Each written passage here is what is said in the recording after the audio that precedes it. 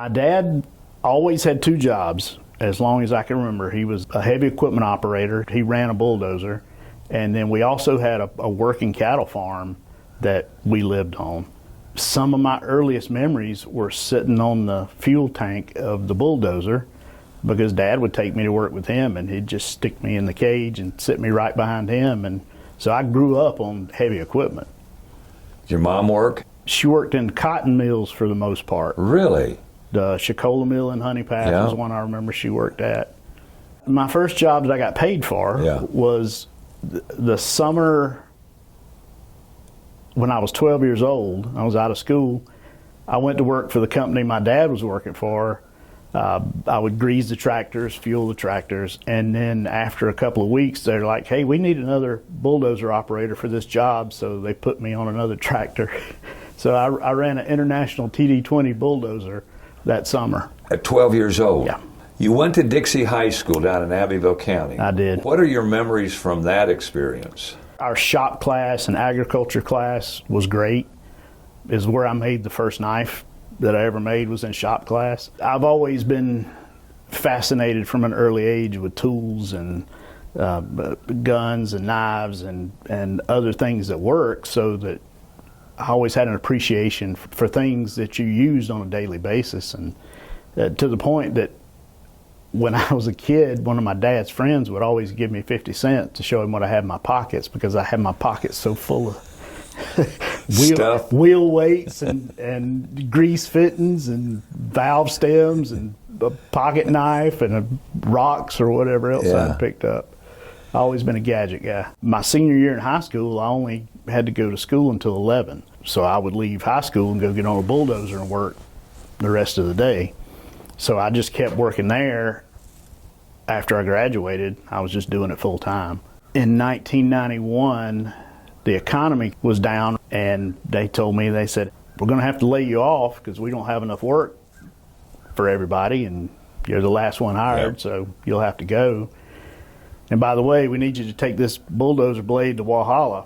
Stopped and called a friend of mine that worked at the sheriff's office. So we met for lunch, and he handed me an application to the sheriff's office. Anderson County? Yes, sir. And I started work there in July of 1991. And then you had to go to the police academy. Well, I wasn't old enough to be a cop at the time. I was only 19. So they put me in dispatch. I learned a lot in dispatch, which is about the time I met you. And on third shift, I would read the policy and procedure book. I would study the maps because there wasn't a whole lot going on most nights. Yeah.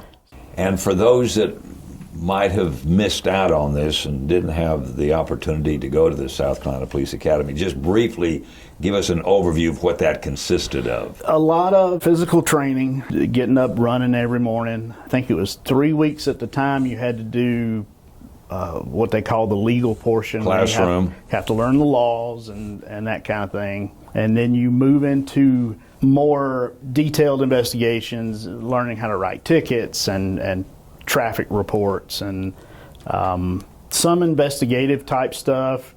And then you move into what they call practical problems.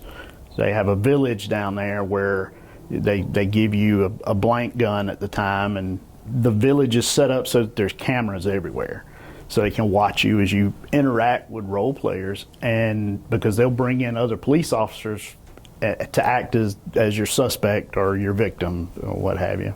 So you come back and then you go on the road? Well, I was already on patrol. At that time, you could work up to a year as a police officer before you had to go to the academy. I'd been on the road as a police officer for about 6 months before I went to the police academy.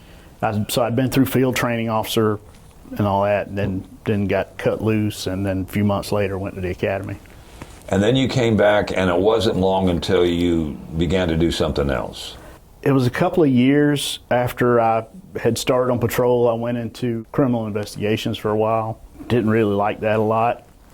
So I asked them to be put back on patrol, and instead they put me on a special unit they were forming at the time that was set up to do, if you had a problem in one community, they would send this unit in to to saturate the area and try to knock down the problems. And we did a lot of stakeouts. And at the time, there were a lot of break-ins at the boat landings.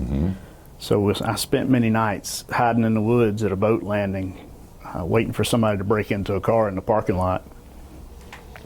And then you got onto SWAT. 1995, they decided they needed a unit to at least somewhat be SWAT. They didn't want to call it SWAT. I stayed on that until I retired. You made your first knife in shop when you were at Dixie High School. When in your career did you decide to start making knives as a pastime? Around 2002, I was like most other police officers that to make money on the side, you would go and work security at a ball game or at Walmart or wherever else. To me, I needed something different to do. So since I'd always been interested in knives, I decided, well, I'm going to learn how to make knives. So I sold a couple of guns, and I bought a knife grinder and got started making terrible knives. Basically learning on my own. Did you really? Yeah, there wasn't a lot. I did watch a guy make a knife one time, and that kind of helped me learn how not to hurt myself too bad with the equipment. But I didn't have somebody teaching me. I had to learn a lot. Trial and error? Yes, sir. First knife I made, excluding the one I made in shop in high school, would have been November of 2003.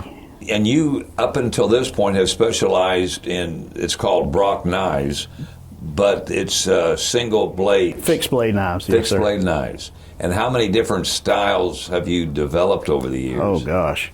Of the ones that I normally offer that I actually have a pattern for, there's about 20. Okay. But there's also been a lot that I've made that somebody's asked for, or maybe I end up with a weird piece of steel that's shaped funny, and I just make something that I may not ever make again. Matter of fact, I'm pretty terrible about making a prototype and then selling it and then realizing I didn't make a pattern of it. And I have to call the customer and say, hey, could you scan that and send me a picture of that so I could try to recreate it? Yeah. Give me an idea of what it's like from beginning to end to make one of those blades. So a lot of people have a misconception of they think I order a blade from somewhere. And actually, I just get a bar of steel. And then I'll take my pattern that I have for that particular model and put it on the steel and scribe out the outline. But I never make just one at a time. It's much easier to do it in batches because you don't have to change your machinery around as much. As well as when I send them off for heat treatment, the more you send, the better rate you get per blade. So when I send a batch to heat treat, it's usually 50 or 60 knives at one time, to get the price down somewhat reasonable, because the way they set it up at heat treat is it's $136 for 4 blades. Every knife after that is $4. So if I send 50 blades, now I've got my heat treat price per blade down to about $8 a knife. I scribe it out on the piece of steel, I cut it off with a bandsaw, I take it to the grinder and I grind down to that outline, and then I drill the holes in the handle for the pins, and then I will grind what the bevel of the knife, the actual part that makes it look like a knife. So this part would be the bevel. Okay. So I grind the bevel to 60 grit and then send it off to heat treat.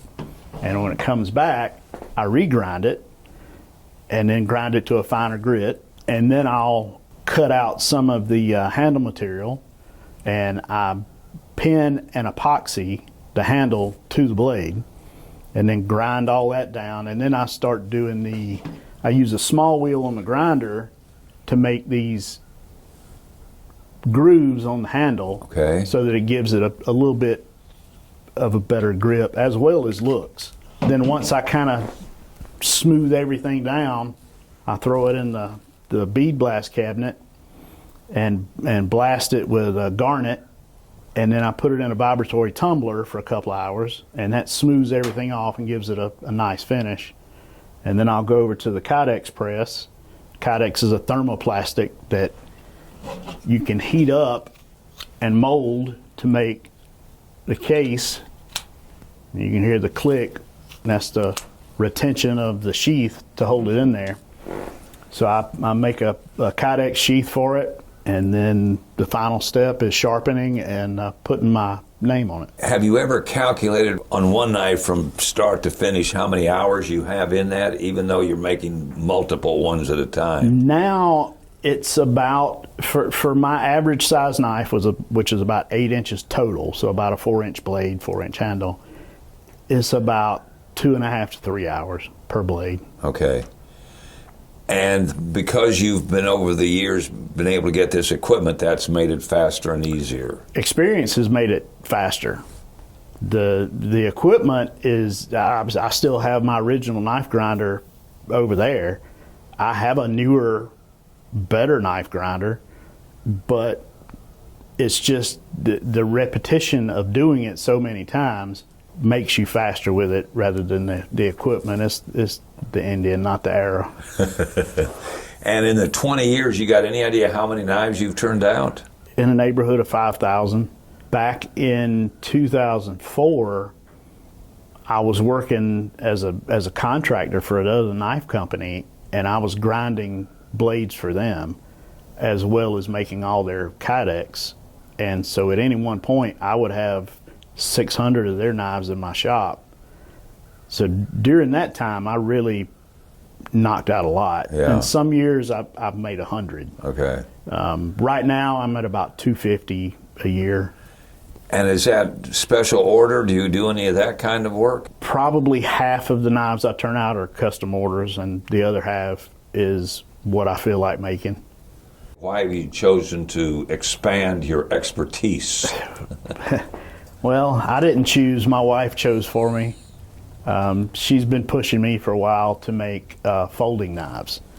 And I didn't want to do it because the old saying about an old dog and new trick kind of thing. And I would need to get into some more equipment. But it's a good business opportunity. Folding knives outsell fixed blades about 10 to 1. And in this day, it's a smart move to do it. So I luckily have a friend in Mississippi that designs folders for a lot of the big knife companies like Kershaw, Zero Tolerance, Boker, ProTech, several others. And I make all of his Kydex sheaths for his knives because he don't want to fool with it. So he offered to help me out. So when I went to see him in August, I took one of my designs and he put it in a computer, and he's got I don't know what the program's called, but it basically can take a fixed blade and make it into a folding version, and it will fold in the program and show you where your pivot needs to be and all that stuff. So he cut out some parts for me, and then he offered to put me through school. So I went out there a couple weeks ago and spent 3 days in his shop with him so he could teach me how not to mess up too many. It showed me some shortcuts that I wouldn't have to learn myself, which is, if you think about it, how many other people in the same business would take time away Sure. from their job to Help somebody to else. help somebody else. Yeah. Which I found that to be pretty common in the knife making Is it? community. How do you sell your knives now? Most of mostly? them are sold either by a dealer. So I have 2 dealers primarily that I work with right now, KnifeCenter.com and MonkeyEdge.com. Some are sold on my website when I'm able to put them on there and have time, which is BrockBlades.com is my website. But I probably sell more through Instagram. I'm on Instagram as Brock_Blades, and I'll get messages from people, and they're like, hey, I like this knife that you just posted a picture of, and okay, I'll make you one. The average price for a kind of my sweet spot of knives, a 3.5 to 4 inch blade knife, is about $300 unless it's in Damascus, and using Damascus about doubles the price. And why is that? What's there so special about Damascus steel? Well, Damascus takes more time to work. You have to do a few different things than normal, but the biggest part of it is the price of Damascus itself. It costs at least 4 times as much for a comparative piece of steel when you're talking about Damascus. And the steel that you use has been formulated specifically for knife blades. Yes, so prior to 2003, all knife steels were adapted from other industries like the aerospace industry or the tool and die industry. But Crucible Steel came up with a process working with custom knife makers in the early 2000s. It was released in 2003. But they came up with a process where to make steel, you normally take a crucible and you put in all your elements. You put in your vanadium, your chromium, your carbon, what have you. And you melt it, and then you roll it out into a bar of steel. But sometimes that doesn't mix very well. So it would leave you with a weakness, or it would leave you with a pit or an occlusion in the steel. So Crucible came up with this process where they put all the elements into the crucible, they melt it, but then they blow it through high pressure nozzles and turn it into a dust. And then they reclaim that dust and melt it again and then roll it out. So now your bar of steel is the same all the way through. There's no chunks of stuff here and there. And that's what most knife makers use now is Crucible steels because they're so uniform in consistency. Fascinating story.